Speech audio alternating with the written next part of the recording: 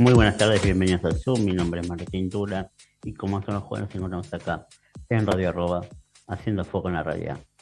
Nos podés escuchar en radioarroba.com/player o vernos en mi fanpage Martín Tula 2020.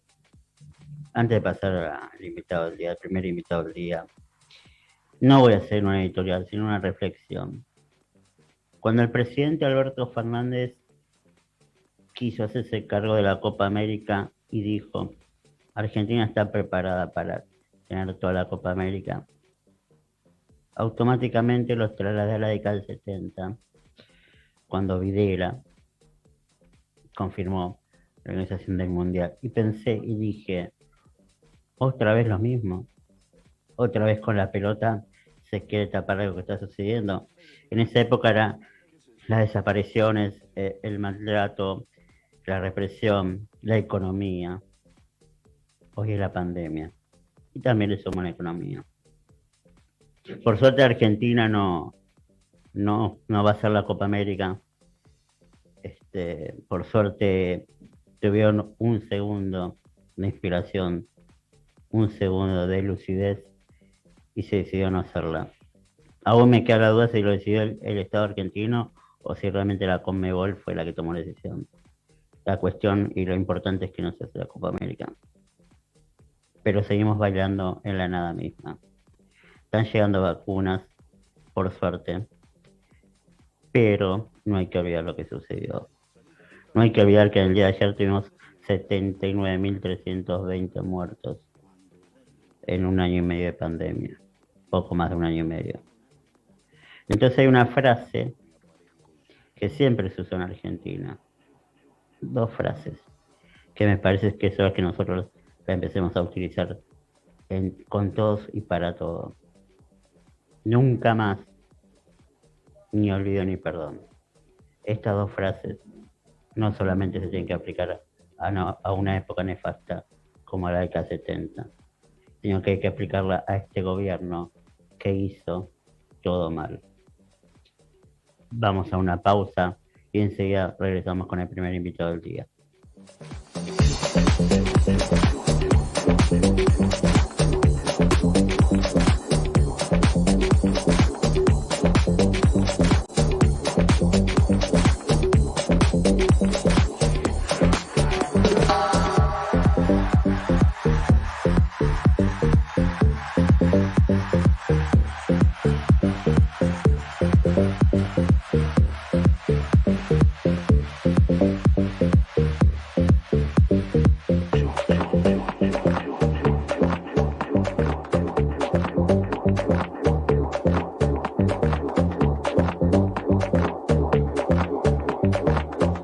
Las tardecitas de Buenos Aires tienen ese, qué sé yo.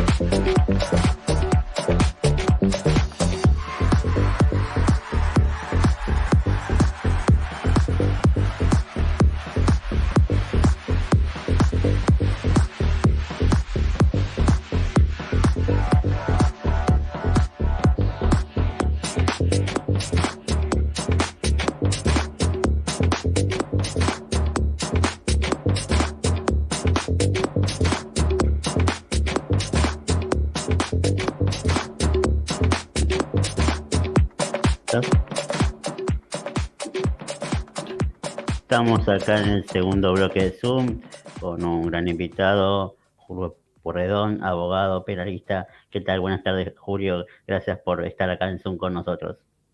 ¿Qué tal, Martín? ¿Cómo estás? No, gracias a vos. Siempre es un gusto acompañarlos y poder charlar con ustedes. Ok, ¿y se escucha un poco bajo, puede ser? A ver. ¿Ahí se escucha mejor? Un poquito mejor, sí. Tenés Ahí. Ahí sí, ahí escuchamos un poco mejor. Ahí sí te escuchamos un poco mejor, Julio. Sí, pues Bueno, tenía Julio, el sí, micrófono un poquito lejos. está bien. Bueno, te- te invitábamos porque queríamos hablar un poco de un caso en particular, pero antes quiero que me ayudes a reflexionar con algo que realmente no entiendo, que es la justicia argentina, ¿no? Sí.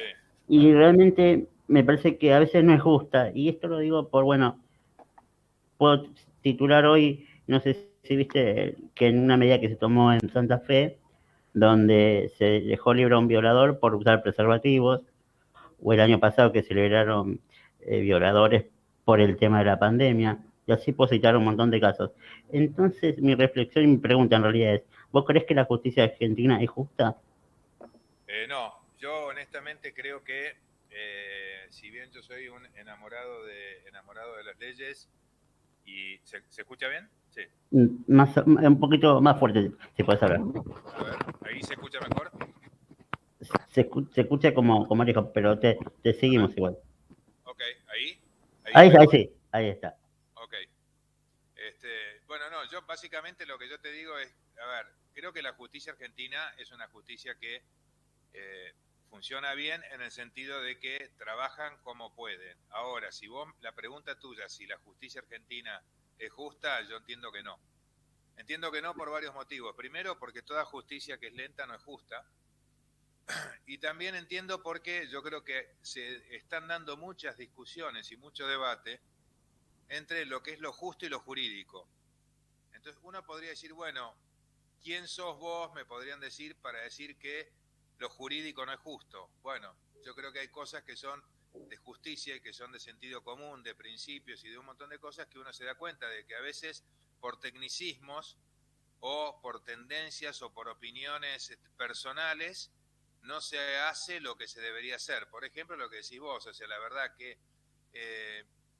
bajar una pena o darle un trato preferencial a un violador por haber usado preservativo realmente me parece descabellado, por ejemplo, bueno, siguiendo el ejemplo que vos diste.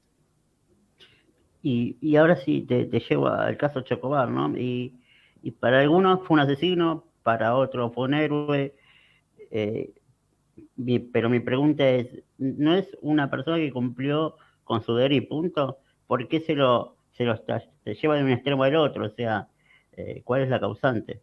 Y después vamos a la parte en sí de la sentencia, pero quiero hacer ese análisis social de que está o de un lado o del otro, pero no que es una persona que cumplió con su deber. Claro, acá se plantea la discusión y es interesante cómo vos lo planteás, porque yo incluso en su momento, cuando salió las sentencias, salí incluso a manifestarme claramente y sigo pensando lo mismo. Eh, Tengo colegas muy que aprecio mucho y que son gente muy avesada en el tema y que obviamente muchos dicen que la sentencia es correcta. Entonces acá es donde yo tengo que hacer la diferenciación importante. ¿Por qué? Porque vos dijiste la palabra clave. ¿Qué es y cuál es el cumplimiento del deber?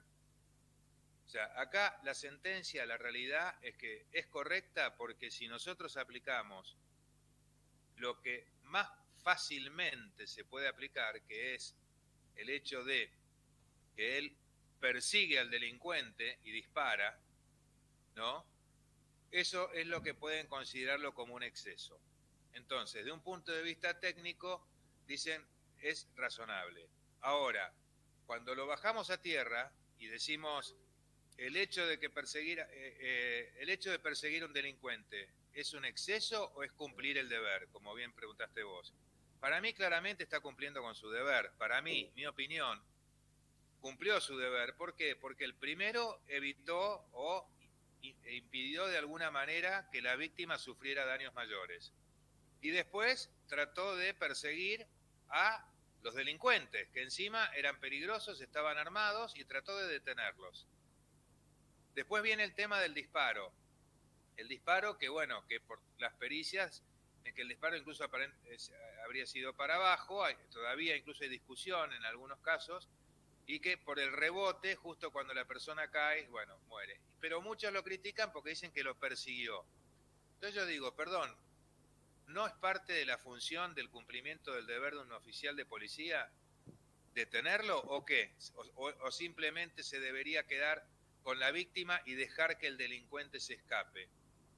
O sea, para mí, Chocobar cumplió con su deber.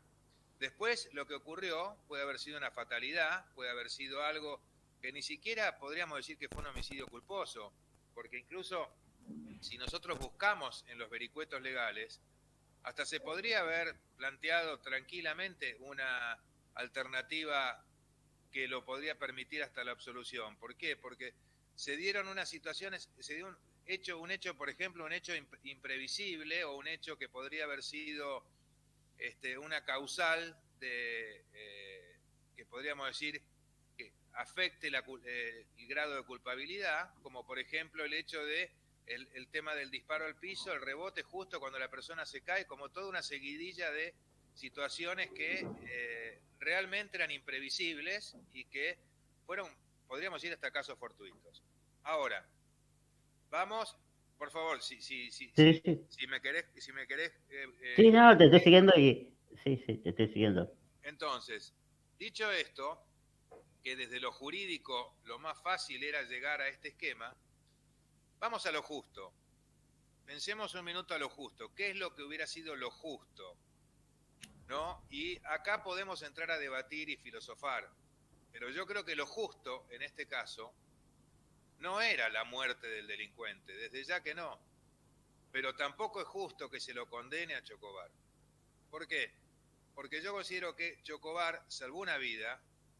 Podemos incluso hasta remontarnos, los que son creyentes pueden ir hasta los grandes maestros de la Iglesia Católica que dicen que el que atenta contra la vida ajena pierde el derecho a la vida propia, lo cual eso no justifica el gatillo fácil ni matar a nadie, pero es como que en alguna medida se trata de hacer prevalecer siempre el factor justicia, ¿no? Conceptualmente, eso estoy diciendo, ¿no? Que es, sí, y acá te interrumpo porque ya que lo metés, es una filosofía a veces que tenemos en Argentina. Cuando muere un policía, se dice en el ámbito popular, bueno, murió en cumplimiento de su deber, sabía a lo que se tenía, ¿no? Pero cuando muere un ladrón, un delincuente, se victimiza. Entonces yo lo pongo en paralelo, digo, el policía sabe a lo que se expone, pero el delincuente no. No estoy hablando de la causa Chocobar en este momento, estoy hablando en general, cómo a veces se victimiza a un lado y el otro, el que está cumpliendo la ley, el que está en cierta manera cuidándonos, porque para eso están, se lo pone siempre en el eje del culpable. Y eso lo hablo a nivel social, político y hasta judicial. Totalmente de acuerdo con vos. O sea, acá, lamentablemente, por eso es que creo que, yendo a tu primera pregunta, cuando hablamos de si la justicia funciona, y yo te digo que así como hay excelentes jueces y hay excelentes tribunales, también te dije que la justicia en alguna medida yo no la veo que funcione como la forma que debería funcionar. Y tiene que ver con eso. Vos fijate que si esta persona, incluso se dice que aparentemente, como que en un momento dado corrió riesgo hasta la vida de Chocobar, ¿no? Algo de lo que se manifestó, por ejemplo, el otro día el abogado, como que podría haber sido cuando él lo trata de detener. Entonces yo digo, ¿en virtud de qué? O sea, el cumplimiento del deber de policía, primero salvar a la víctima y después tratar de detener a los delincuentes. Ahora, si el delincuente muere, es una víctima. Fíjate a lo que llegamos y dónde está donde yo digo la dicotomía entre lo justo y lo jurídico. Hoy tenemos un Chocobar con una sentencia de 2 años en suspenso, con una inhabilitación de 5 años, y tenemos el cómplice del delincuente, fallecido, con una pena de 9 años por tentativa de homicidio intercriminis y de robo. O sea, 2 figuras que son realmente graves. Ahora, fíjate que si Chocobar no hubiera estado presente en ese momento, si no aparecía, hoy la carátula del expediente sería homicidio en ocasión de robo, o alguna de las figuras calificadas, como lo queramos poner, homicidio, incluso homicidio calificado con alevosía por la cantidad de puñaladas, siempre si él, si hubieran seguido atacándolo al turista y lo hubieran matado, ¿no? Y un NN, o sea, nadie detenido. O si los hubieran detenido de otra manera, la carátula hoy hubiera sido homicidio calificado, o sea, sería un homicidio que probablemente podría llegar a caberle perfectamente una cadena de reclusión o prisión perpetua. Sin embargo, por lo que hizo Chocobar en el cumplimiento de su deber, a mi criterio, por más que sé que muchos opinan que él se excedió en el cumplimiento del deber, para mí no, sí tuvo la fatalidad, por llamarlo de una manera, de lo que ocurrió con ese bendito, maldito disparo.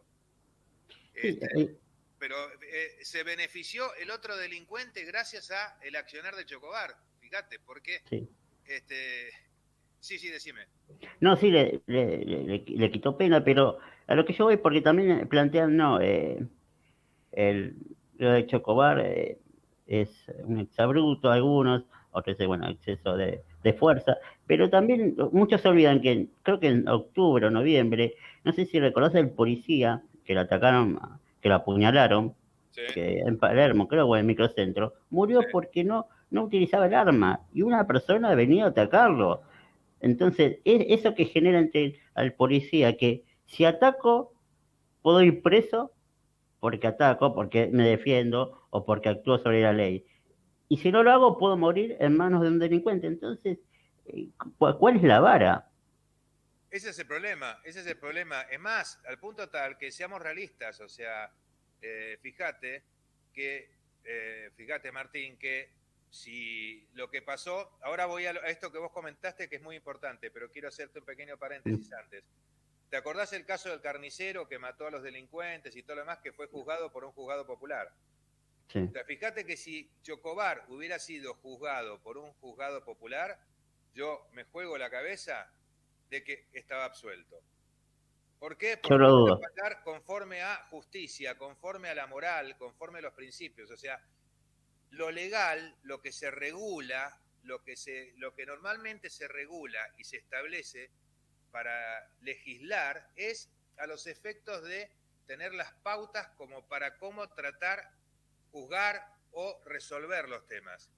Pero hay principios que están, yo creo que por encima incluso de esa ley escrita, como los principios de la justicia y la ética y la moral, y que en muchos casos la gente, a través de su parte anímica, su parte moral y sus principios, pueden llegar a estar por encima de estos tecnicismos, o sea, que la verdad material esté por encima de la verdad formal. Lo que vos decías del policía fíjate que el que lo acuchillan ahí cerca de lo que era el Museo Renault, donde está en la esquina del Museo del Malva, fíjate que él lo trata de calmar a este hombre que estaba ahí molestando y jorobando a la gente. Y fíjate la ironía, ¿no? Fíjate la ironía, que si hubiera tenido, por ejemplo, una pistola Taser, que tanto las han atacado, hoy el policía probablemente estaría vivo. Lo mismo que probablemente si lo hubiera tenido Chocobar, estaría vivo probablemente el delincuente. Pero bueno, no tenía la pistola Taser. Y obviamente no quiso sacar el arma. ¿Y sabés lo que es lo irónico? Que, por ejemplo, los chalecos de antibala que utiliza la policía, hay chalecos que están diseñados y preparados para frenar una bala, pero por la forma en que está armado el Kevlar, no te frenan un cuchillo, que fue lo que le pasó a este hombre. A este oficial, el oficial Roldán, lo matan porque lo acuchillan por el costado del chaleco. O sea, y el oficial Roldán, fíjate que no sacó el arma, probablemente porque no quería tener que enfrentar un problema como el que, fíjate que de tiempo después, como el problema que sufrió Chocobar, básicamente. O sea, el mensaje, por más que yo leí el artículo de un gran amigo y que sé que opina lo contrario a mí, en el sentido de que él dice que si bien no está contento con la sentencia, dice que la sentencia es totalmente correcta. Yo digo que desde lo técnico es correcta, desde lo justo no es correcta. Esa es mi postura. Sí creo que esto va a afectar realmente a la policía. esto va a afectar realmente a que la policía, cuando tenga que actuar, lo va a pensar 20 veces. O sea, siempre hemos criticado a la policía, siempre la criticamos a la policía, o porque decimos que antes, ¿te acordás? Hace unos años atrás, que vos necesitabas ayuda, ibas a un policía y el policía miraba para otro lado, o cuántas veces decían que ibas y decías a un policía, necesito ayuda porque pasa esto, y el policía te contestaba, no, no puedo dejar mi lugar. Por ejemplo, si era custodio de un local o estaba asignado a un lugar, ¿no? Después pasaron a el gatillo fácil. Entonces, ¿por qué tenemos que etiquetar y de esa forma además perseguir y permanentemente a la fuerza de seguridad? ¿Por qué la palabra reprimir es considerada una mala palabra? Pero porque es parte del relato, Julio. Es parte del relato que venimos arrastrando hace más de 2, 3 décadas. Y a mi entender lo que vos decís, la misma gente por ahí trata a la policía de represor, de violentos, de gatillos fácil. Muchas veces hay una gente que después recurre a la policía porque le sucede algo. Entonces, el doble discurso. Cuando no necesito, son los malos y cuando necesito son los buenos. Pero también yo creo que lo que a mí me disgusta mucho del Estado argentino, que no se hace cargo de Chocobar. ¿En qué sentido no se hace cargo? Que por ahí Chocobar no tuvo la preparación o el latino suficiente para actuar, porque también hay análisis de otros penalistas y demás que pudo haber tomado otro tipo de medida Chocobar. Pero también es fruto de una policía que no está ni con las herramientas que corresponden, ni tiene la preparación que corresponde. Sin ir más lejos, la preparación física de mucha de la policía, sobre todo de la provincia, es desastrosa. Entonces, como que el Estado siempre tira la culpa al más débil, o sea, entre comillas, el más débil. Entonces, por eso yo creo que es un conjunto de culpas y que nadie termina de asumir la propia. Mirá, es lo que vos dijiste, creo que es una verdad total y absoluta. Creo que el tema de, por ejemplo, yo me acuerdo cuando fue, ¿te acordás el tema de la discusión de las taser? No me acuerdo, realmente una diputada dijo que estaban en contra de las taser, de las que estaban en contra, dijo no, que el policía lo reduzca utilizando su entrenamiento, que para eso está entrenado. Y yo me reía, porque digo, la verdad que los policías, obviamente, sacando los grupos especiales, que eso sí tienen un entrenamiento, la gran mayoría de los policías no les dan el entrenamiento, pero no porque ellos no los quieran, porque no se los proveen, no les dan las balas, o sea, en cualquier país del mundo. Uniforme no les dan. Ni los uniformes, muchas veces se los compran ellos. Tal cual, ni los uniformes, chalecos vencidos. O sea, en cualquier país del mundo, los policías van y tienen que ir al polígono por lo menos una vez por mes a practicar. Acá sí van, hasta en algunos casos creo que hasta les cobran las balas, es una locura. Y después pretendés que ese policía pueda salir a reducir a un delincuente, que probablemente además el delincuente esté mucho más avesado hasta en la lucha física, porque es habitual en él agredir, pegar, cuando roba, le pegan a la gente, o sea, están más habituados a ser agresivos que el policía. Fíjate que incluso cuando pasó la policía para el gobierno, cuando fue el pase de la policía al gobierno de la ciudad de Buenos Aires, uno de los temas que pusieron mucho énfasis en ese momento, si no me equivoco, creo que era cuando era Macri jefe de gobierno, o después ya con Larreta, no sé, no recuerdo. Ahí con Macri empezó el movimiento y lo terminó de hacer Macri.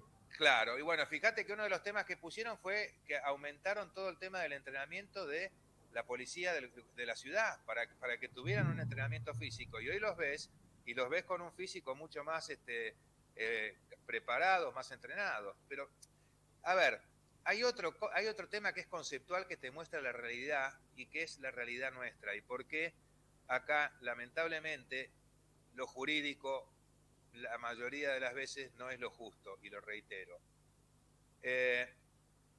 Un caso típico, todos vemos películas y probablemente nos gustan las películas de acción, y a los que no les gustan seguramente habrán visto, y vos ves a veces las películas de las cárceles en Europa o de Estados Unidos, y los ves en los gimnasios a los presos que están practicando y qué sé yo. ¿Eso por qué es? Porque dentro de las políticas penitenciarias, parte de las cosas que se les hace hacer es que hagan un determinado tipo de ejercicio físico, porque eso les ayuda obviamente a estar mejor, a cansarse, a poder dormir, a tener todo, descargar energía, todo un montón de cosas que está demostrado. ¿Y por qué se lo hace? Porque obviamente quienes son los que tienen la obligación de cuidarlos, es decir, la gente del servicio penitenciario, tienen el entrenamiento y o los medios, como por ejemplo las pistolas Taser o hubo un montón de...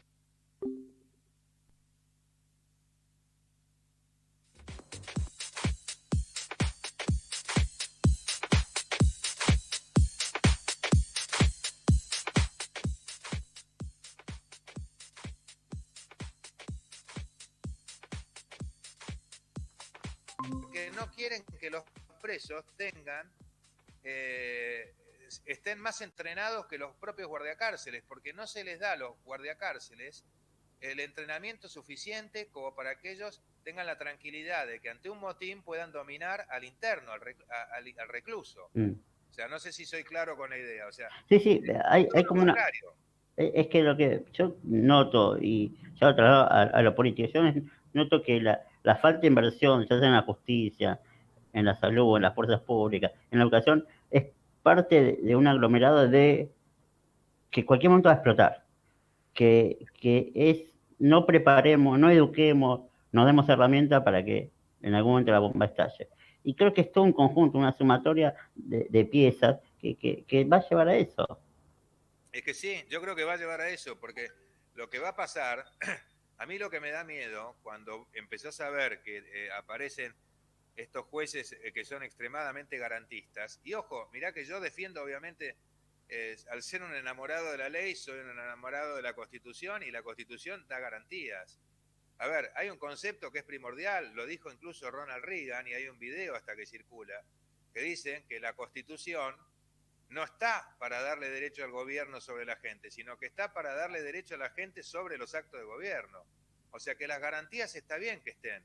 Ahora, cuando la garantía se va al extremo de que beneficia al delincuente, cuando la garantía hace prevalecer más los derechos del delincuente que el de la víctima, indudablemente tenemos un problema social. Si encima de eso, a quienes nos tienen que cuidar, les hacemos cada vez la cosa más difícil, si actúan porque actúan, si no actúan porque no actúan, al final lo que va a pasar, van a empezar a terminar mirando para cualquier lado. Y lo que va a pasar también es que vamos a llegar a entrar en una situación de anarquía policial eventualmente. ¿Por qué? Porque la policía no va a saber o no va a querer actuar, y los jueces, muchos, incluso no van a poder determinar o tomar ningún tipo de resoluciones en determinados casos, porque no van a tener cómo hacer que se cumplan.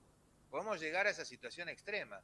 Fíjate que hoy ya tenemos un problema, y esto lo hablo en defensa de muchos jueces, porque mucha gente critica también el tema de que los presos hay muchos que entran por una puerta y salen por la otra, ¿no? Yo también te digo que hay montones de jueces que son excelentes jueces y muy probos, y el problema que tienen hoy es que eso, de vuelta, vamos a lo que decías vos, es la carencia y la falta de interés del Estado de solucionar esto. Tienen que un tipo condenado, y cuando empiezan a tratar de mandarlo a algún penal, en todos los penales le dicen, mirá, no te lo podemos recibir porque tenemos superpoblación. Tenemos en lugares donde hay capacidad para, por ejemplo, en un pabellón, si hay capacidad para decirte un número cualquiera, 12 reclusos, bueno, tenemos 36, o sea, duermen en colchones en el piso. Entonces el juez dice, ¿qué hago con este tipo? ¿A dónde lo mando? No tiene a dónde mandarlo. Pero ¿qué pasa? Políticamente no queda bien decir vamos a hacer más cárceles. Entonces, ¿por qué no se hacen más cárceles que al mismo tiempo que esas cárceles sean modernas para que el interno y el recluso también tengan condiciones dignas? Porque que estén amontonados en un lugar donde hay una capacidad para 12, que hayan 36, tampoco es digno, y tampoco el recluso se merece esas condiciones. Pero el recluso la verdad que está cumpliendo una pena, y bueno, tratemos de darle las condiciones como para que la cumpla de la forma más digna posible, pero no por eso lo dejemos en libertad, porque no tenemos a dónde mandarlo. Ahí es donde yo hablo de la anarquía judicial o anarquía policial, porque no van a actuar o no van a tener cómo actuar si no se toman medidas de fondo. Sí, y aparte de tener justicia para ambos, para la persona que fue víctima y para el delincuente que cumpla su sentencia en un lugar acorde y con salud, bienestar y demás. Que siga cumpliendo, pero que no viva como, entre comillas, un animal. Entonces, el Estado no atiende a la víctima, pero tampoco atiende al delincuente. No, es que fíjate que se da hasta la ironía, y esto porque todavía nadie lo planteó. Lo pensé mucho antes de decírtelo, te digo porque no quiero dar ideas, pero me parece que creo que es importante decirlo, espero no perjudicarlo a Chocobar con esto, pero la sentencia, al haberlo condenado por el exceso en el cumplimiento del deber, pero al haberlo condenado, le habilita a la familia del delincuente que le metió no sé cuántas puñaladas al turista para robarlo, que le inicie un juicio civil de daños y perjuicios a Chocobar por haber matado al delincuente. Y lo habilita por el hecho de que esté condenado. O sea, al haberlo condenado, le abren la puerta incluso a la familia del chorro para que lo demande al policía. ¿Entendés? O sea, esto, que dudé de decirlo, porque no quiero dar ideas, no quiero avivar giles, pero la realidad es que pasa. Entonces, ¿qué actitud puede tener el policía? Porque bueno, igual ya creo que está avivada porque tengo entendido que estaba en información de una ONG de víctimas. Sí, sí. Y yo no veo, por ejemplo, están las ONG de las víctimas, pero yo no veo, por ejemplo, ahora se estaba por empezar a armar una fundación, me parece interesante, que era una fundación justamente que tiene que ver con Chocobar y que es justamente para colaborar y ayudar a los policías que sufran este tipo de situaciones.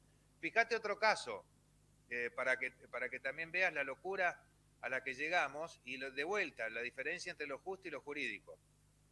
¿Te acordás hará unos meses o un poquito más, ese hombre, ese tipo que agarra y que estaba haciendo disturbios en la calle y tenía un cuchillo y viene un policía de moto, se baja y para reducirlo no saca su arma, no saca la tonfa, que es el palo ese que utilizan, no tenía taser? ¿Qué es lo que hace? Le pega una patada en el pecho para tirarlo al piso para reducirlo. De acuerdo. Y con la mala suerte de que el tipo al caer se golpea contra el cordón de la vereda y se desnuca. Ese policía está también enfrentando un proceso judicial. A ver, ¿en qué momento podía prever el policía que una patada en el pecho simple, que es el solo efecto de tirarlo al piso, podía provocarle la muerte? O sea, es más, ¿cómo pretenden que lo reduzca? ¿Qué quieren? ¿Que lo abrace? ¿Qué quieren? Que no sé, o sea, si no, denles entrenamiento a cada policía, que le den entrenamiento de comando, de los comandos o de los grupos de fuerzas especiales que hay incluso en nuestro país, que son de primer nivel, cosa de que los tipos tengan un entrenamiento físico y de pelea superior y superlativo, pero no se lo dan. Entonces, ¿qué pretendemos de las fuerzas del orden si no le damos los medios para nada? No le damos las balas, no les damos los uniformes, no les damos los elementos de protección y no los protegemos a ellos cuando cumplen con su deber. O sea, para ir cerrando, Julio, te hago una pregunta a futuro. Por ahí hacer futurología en este país no sirve y no tiene sentido, ¿no? Pero ¿cómo ves de acá, no digo un año, a 2 décadas, la justicia argentina? ¿Cómo la ves? ¿Crees que va a mejorar? ¿Crees que va a seguir? Esto es opinión personal, ¿eh? ¿Crees que va a seguir empeorando? Mira, yo te digo una cosa, yo tengo mucho miedo. Tengo mucho miedo por algo. El nuevo Código Procesal Penal establece el sistema acusatorio en manos del fiscal. Este sistema, que yo lo he defendido siempre, y sé que en muchísimos países del mundo funciona así.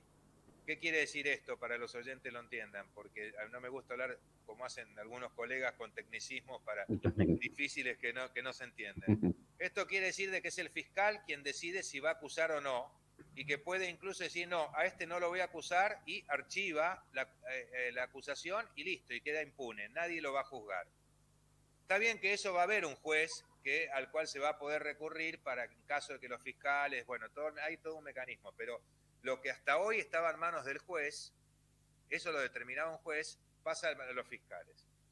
hasta ahí todo fantástico, pero cuando vos te encontrás entonces que se quiere armar un sistema de designación o nombramiento de fiscales en los cuales se los haga por mayoría simple y que el gobierno de turno sea el que venga, o sea, no estoy hablando de, no le doy un tinte político, no me importa si era el anterior. Acá hablando futuro, claro, futuro. O el que venga en el futuro pueda elegir y condicionar a los fiscales, es peligrosísimo. Si eso ocurre, yo creo que el tema de la justicia puede llegar a ser tremendo, puede llegar a ser grave. Va a tener que haber cambios rotundos y radicales en el tema de la justicia para que la justicia funcione. Hoy, por suerte, creo que dentro de todo la Corte está, y hay algunos tribunales superiores que también están, pero me preocupa sobremanera eso, me preocupa la politización de la justicia, y que lamentablemente cada gobierno que viene lo quiere hacer. Entonces, ¿por qué los gobiernos no hacen como en otros países del mundo y se dejan de meter con la justicia y respetan la división de poderes, y que la justicia realmente sea independiente como lo fue siempre, y que sea política, que no haya más jueces militantes, que no hayan fiscales militantes, ni de un partido ni de otro? Si sos militante, dedicate a la política, pero vos como juez o como fiscal tenés que actuar o fallar conforme a derecho, no conforme a ideología. Julio, te agradezco por tu tiempo, te mando un fuerte abrazo, que tengas un excelente jueves y gracias por este momento, este espacio y permitirnos esta nota. No, te agradezco a vos, Martín, cuando quieras. Siempre es un gusto hablar con un amigo como vos, así que estoy a tu disposición cuando quieras. Te mando un fuerte abrazo. Fuerte abrazo. Vamos a una pausa y enseguida volvemos con el próximo invitado.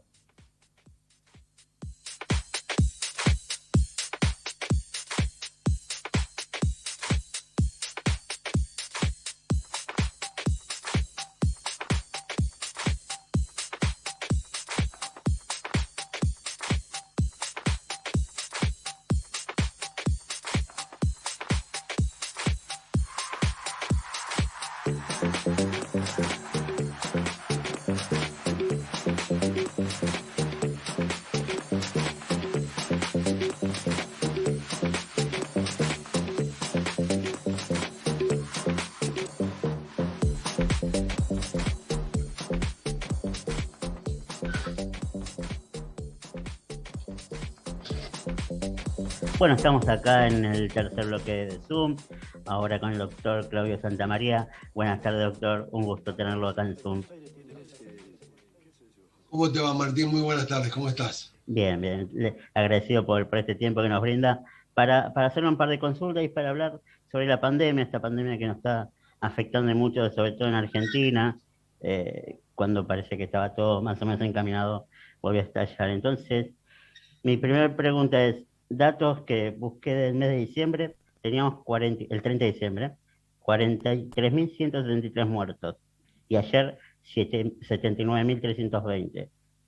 ¿Qué es lo que pasó? ¿Qué es lo que hicieron mal para llegar a ese número? Casi el doble. Mira, hay varias cosas que se hicieron mal. Lo primero es que no hay un plan del gobierno de contención del coronavirus, hay medidas aisladas. El aislamiento solo, la cuarentena eterna, no sirve.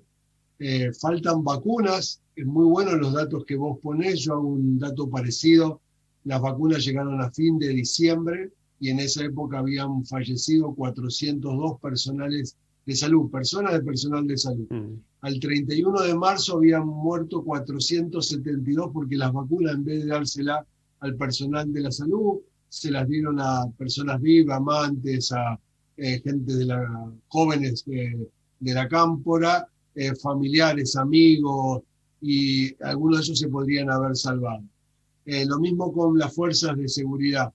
Entonces, vos decís, ¿por qué aumentaron los muertos y por qué van a seguir aumentando? No hay un plan. Se robaron parte de las vacunas, de las pocas que llegaron, ahora están llegando por suerte un poco más. No hubo un plan de educación para educar a la gente que el coronavirus es un virus aéreo, solo se infundió miedo y hubo muy mala información. De hecho, los chicos no fueron a la escuela todo el año. Yo salgo a trabajar, ahora estoy en mi oficina y hablo con vos, si no salgo con doble barbijo y una máscara, y eso hace que no me infecte o que baje la probabilidad de infectarte. me parece que falló la comunicación. Entre otras faltas de un plan debe tener 14, 15 puntos como mínimo, y se hicieron pocos y se siguen haciendo pocos testeos. Por eso, Martín, estamos así, y lo que es más preocupante, creo que el próximo mes, porque estamos entrando al invierno, me preocupa cómo vamos a llegar a septiembre, octubre, cuando ya baje un poco cuando suba la temperatura, digamos, bajen los fríos. La verdad que me preocupa bastante la situación sanitaria de la Argentina. Y justamente usted tocó un punto, Doc, el tema de los vacunados VIP. ¿Qué sintió primero como profesional y después como parte de los argentinos? O sea, ver que había gente que no le correspondía, que no era parte, y le dan la vacuna. ¿Qué sintió primero en su área de trabajo y luego como integrante de este país, ¿no? Mira, al principio se dijeron que había un vacunatorio VIP, se negó, después todos sabemos lo que contó Berbisky, y la verdad que no son 5, no son 10, los vacunados VIP son cientos o miles. Y como no hay justicia en Argentina, tal vez no lo sepamos nunca, pero digamos, nosotros sabemos muchos nombres de vacunados VIP. Si hubiera justicia en Argentina, como médico, pero también como ciudadano, me parece que cuando alguien comete un error, primero, no va a renunciar porque no tienen dignidad. Hay que echarlo del lugar donde está. Segundo, hay que hacerle un juicio justo. Y tercero, tiene que hacer una reparación del daño que produjo. Si yo me robé, soy un joven de 20, 30 años, ¿sí? O soy un familiar y me vacunaron, tengo que perder el puesto que tengo en el gobierno. Segundo, tengo que tener una sanción. Tercero, tengo que reparar el daño que hice. Tiene que tener una multa. ¿Para qué? Para que estos hechos no se repitan. En la Argentina, el que es ladrón, el que es chorro, el que roba una gallina va preso.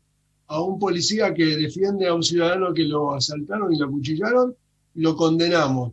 Y los chorros están libres. El problema de Argentina es que no hay justicia. Y si no hay justicia, no funciona la salud, no funciona la educación, no funciona nada, porque no tenés dónde reclamar. Si vos querés reclamar en la Argentina, es probable que se te vuelva en contra.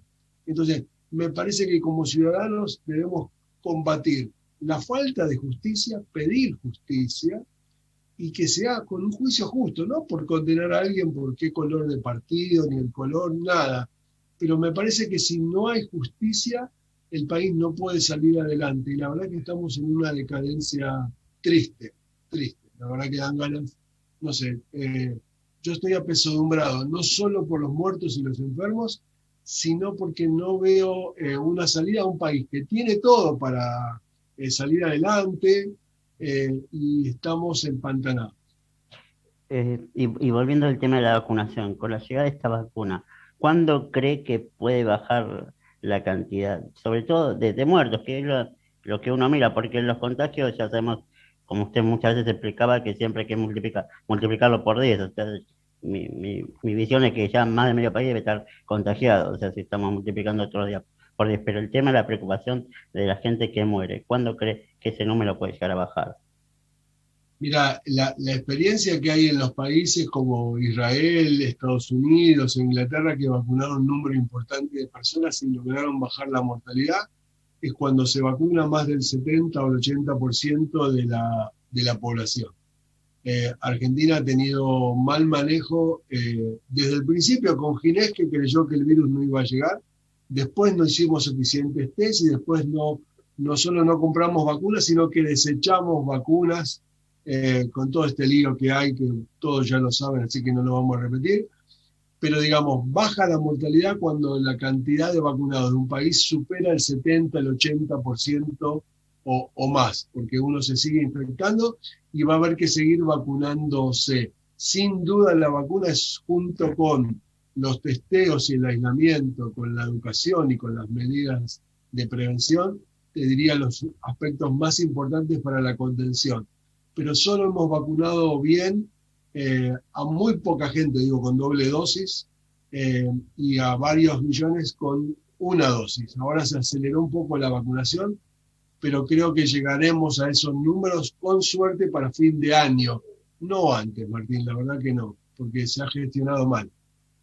En provincia la gente que se va a testear, muchas veces porque tienen síntomas mínimos, le están diciendo no, vení en 3 días porque puede ser un falso positivo. Mientras que en Capital no, se hace un testeo y luego te dicen, en caso que aumenten los síntomas, volvé. ¿Cuál es la verdad, el sistema que funciona? A mi entender, y yo no soy médico, por eso opino de afuera, para mí es preferible testear en el momento que los síntomas sean menos y no esperar 3 días, porque no hay peligro de contagio a otras personas y que se agrave la situación. La verdad que cuando uno tiene síntomas, están los síntomas de lo que llamamos caso sospechoso, hay después testeos por caso confirmado y también por caso por contacto estrecho, y cada uno tiene medidas, eso está explicado muy bien en la página del Ministerio de Salud, pero como decís vos, hay una diferencia entre los que vivimos de la General Paz para adentro, yo en realidad vivo en el conurbano, vivo en Ezeiza, y de trabajo en Capital, pero vivo en el conurbano.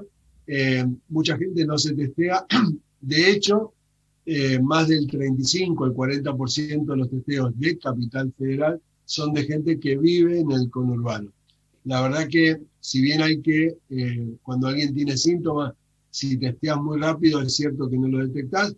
En provincia hay pocos testeos, hay que tener la indicación y es importante indicar el testeo cuando es adecuado. Hay que esperar desde el inicio de los síntomas, pero mientras tanto hay que aislar y hay que hacer el estudio de los contactos estrechos, con quién convivís, con quién trabajás, con quién te juntaste, porque es la única manera de cortar la cadena de transmisión. Una de las estrategias fundamentales para parar la epidemia es testear, aislar, estudiar a los contactos estrechos y salir a buscarlo a los posibles sospechosos. Como se hizo, ¿te acordás el año pasado cuando el contagio empezó muy fuerte en los barrios vulnerables y se salió a testear ahí y se logró parar los contagios y la mortalidad de esos sectores? Por eso es importante que testeemos mucho, y Argentina testea muy poco, entre 80.000 y 100.000, deberíamos tener entre 300.000 y 500.000 por día. De hecho, la positividad está arriba del 30% y eso nos complica en gran manera. Hablando de positividad, me sorprendí hace 2 semanas, no sé si usted pudo ver el dato, que fue un día sábado que se testearon 180.000 personas y la cantidad de contagios que marcaba eran de 32.000 y el día viernes marcaban 36.000 y habían hecho 80.000 testeos. Y entonces como que yo no entendí todo porque bajó la positividad en 24 horas. O sea, ahí tuve dos dudas. O los testeos del día viernes están erróneos o cargan datos viejos y no solamente con el tema de los muertos. ¿Puede ser que carguen datos viejos? No solo puede ser, sino que cargan datos, y hay que recordar que Argentina el año pasado los organismos internacionales lo sacaron del registro porque los datos de Argentina son poco serios, vamos a decirlo así para ser elegante. ¿Te acordás que el año pasado cargaron de un día para el otro en provincia? Los 3.000 y pico de miles muertos. de muertos. Claro, y la verdad que las cifras cambian según cuando tienen que tomar las medidas. Tenemos un subregistro de casos, como bien contabas vos, y muchos registros están dibujados. No hay seriedad en la información. Y como no hay buenos datos, como testeamos poco, porque se informan mal, las decisiones que se toman son malas. Por eso sirvió poco o nada las medidas que se tomaron estas 2 últimas semanas. Y como no hay datos confiables, sí, el único dato terrible para contar cierto es los muertos, aunque tenemos ciertas dudas si están ahí, pero hay un dato que sí es terrible, que es, en marzo había 3.000 personas en terapia intensiva, hoy superan los 7.500, ¿sí? Aumentaron más del 150%. Eso es un índice de gravedad muy serio de saturación del sistema, y cuando vos tenés muchos pacientes en terapia intensiva no los podés atender a todos, y conseguir una cama, un respirador se hace difícil. Empeora la atención por falta de recursos humanos y tecnológica y aumenta la mortalidad. Por eso la cantidad de muertos subió de 200, 300, estamos en 600 muertos o más, y se viene una época más compleja. Por eso se debería educar a la población en medidas más importantes de prevención, el doble uso del barbijo, la máscara facial, no solo en el miedo, en el terror, sino en educación, para que cada uno sepa cómo cuidarse y cómo prevenir esta enfermedad, que nunca sabes cómo te va a tocar. Podés tener un síntoma leve, podés no saber que estás infectado, podés tener una enfermedad moderada, podés tener un caso grave, o podés ir a terapia, y el 65-70% de los pacientes que ingresan a terapia en la Argentina hoy fallecen. Sí, y coincido con usted que la población está como roto el tema del cuidado propio, ¿no? Pero ¿no cree usted que esto es consecuencia también de los que nos manejan, nos administran, o sea, del Estado?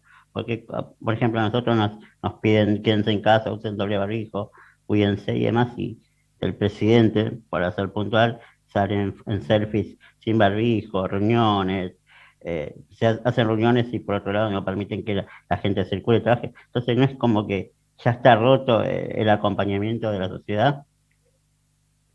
La verdad que está roto porque lo que vos decís es muy importante, Martín. Hay un doble discurso, así como un papá no puede educar a sus hijos diciéndole una cosa y haciendo otra, porque uno aprende no lo que le dicen, sino lo que se hace, digamos. El presidente nos mandó a casa y lo vimos comer con Moyano, con Evo Morales, abrazarse, sacarse selfie, como vos contás. De hecho, fue tan mala sus hábitos y su prevención que aún estando vacunado, con 2 dosis de la vacuna Sputnik, que es una buena vacuna, que tiene alta efectividad, se contagió igual de coronavirus por no usar las medidas elementales de prevención, digamos. Y él y todos los funcionarios no dieron el ejemplo. Mucha gente, incluso ayer una docente salió a decir que no existía el coronavirus, hay gente que dice que las vacunas no funcionan, siempre es mejor estar vacunado, pero la gente está harta que digan una cosa y que hagan otra. Por eso yo te decía que para mí, si me decís, ¿cuál sería la primera medida de salud que pondría? Pondría justicia. Debemos poder reclamar en aquel que no cumple, que rinda cuentas y que repare el daño. Yo soy funcionario, hago algo mal, me premian con una embajada o me mandan a mi casa. No, viejo. Entonces el que viene, en Argentina no hay condena. Cada uno tiene que tener premio o castigo según la acción. Por eso la gente está harta, podrida y no le cree a los que hacen falsos discursos. Claro, y aparte de lo que usted decía justo sobre la maestra fue corrida del cargo. O sea, a ella sí hubo una sanción, pero a otros que son cargos más clásicos como el Estado en sí, no sucede nada. Lo llevo a otras enfermedades, Doc. ¿Por qué no se da tanta importancia de enfermedades como el cáncer, como el estrés?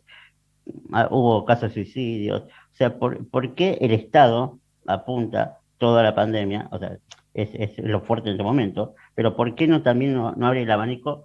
Porque la atención en las otras enfermedades también está complicada. O sea, el año pasado hubo falta de atención en muchos casos de tratamiento de cáncer, este año se corrieron varios turnos. ¿Qué sucede con eso? Mirá, el foco de atención se puso en el coronavirus, que está bien, pero lo que no está bien, como bien contás vos, se desatendieron todas las otras enfermedades y ha aumentado la mortalidad del cáncer, de la diabetes, de las personas cardíacas, de insuficiencia renal. La gente no consigue un turno para que lo vea un médico, para que lo trate, no hacemos estudios complementarios de laboratorio o de imágenes y desatendemos. Le hemos dado terror a la gente que vaya al hospital. Los hospitales, las clínicas deberían haber 2 circuitos claramente, algunas lo han hecho bien, un circuito rojo, que son los problemas que tienen respiratorios, y entonces algunos han montado carpas o unidades de atención por fuera del hospital, y el hospital, el sanatorio, debe haber un circuito verde donde el paciente que va por un problema cardíaco, por su diabetes, por obesidad, por una úlcera, por un problema dental, para un odontólogo, hemos desatendido y están aumentando los problemas físicos que contamos y también los problemas psicológicos o psiquiátricos. La depresión, la ansiedad, las adicciones han aumentado por el encierro, no solo de drogas ilegales, también la del tabaco, la del alcohol y también las drogas ilegales. Estamos viendo cuadros serios porque estamos recluidos y no hubo, que era parte del plan que yo te conté, que no hay un plan de contención que involucre la salud afectiva, la salud psicológica, la salud mental y la salud social. Por eso andamos a los tumbos y estas enfermedades van a dejar secuelas graves en la población. Ya lo han hecho y vamos a ver trastornos a largo plazo.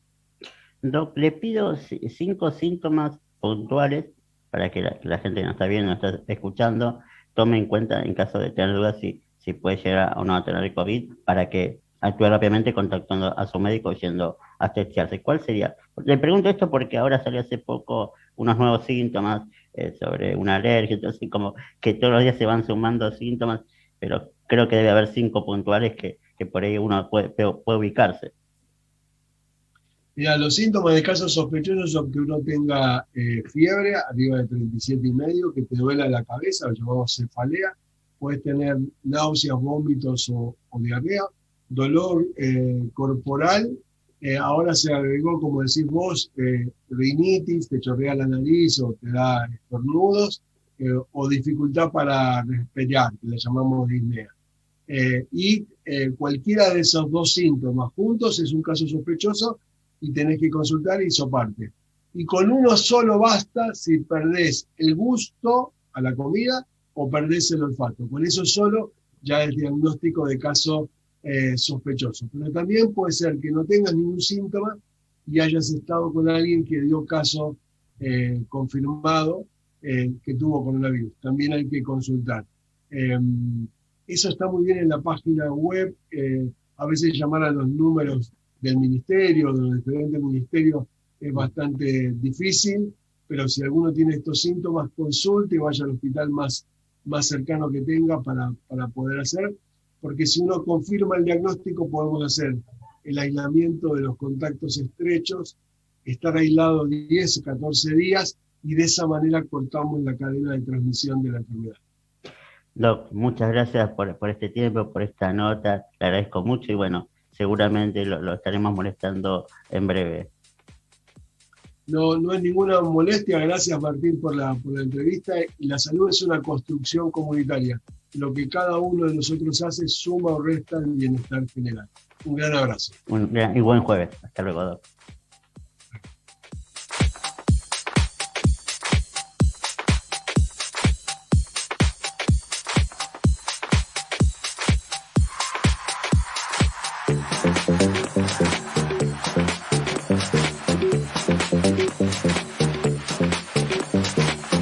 Bueno, tuvimos otro gran programa de Zoom. Bueno, me despido. Gracias, Leo, por el aguante de todos los jueves. La verdad que dejaron muchas cosas para pensar, razonar, para entender, pero como dije al principio, ni olvido ni perdón y nunca más. Hasta el próximo jueves. Nos vemos. Las tardecitas de Buenos Aires tienen qué sé yo. Comienzo del espacio publicitario. Secretos de un despertar, magazine espiritual, un encuentro para vivir 2 horas llenas de energía. Secretos de un despertar, con Nat Pirik y Sabri Nadal.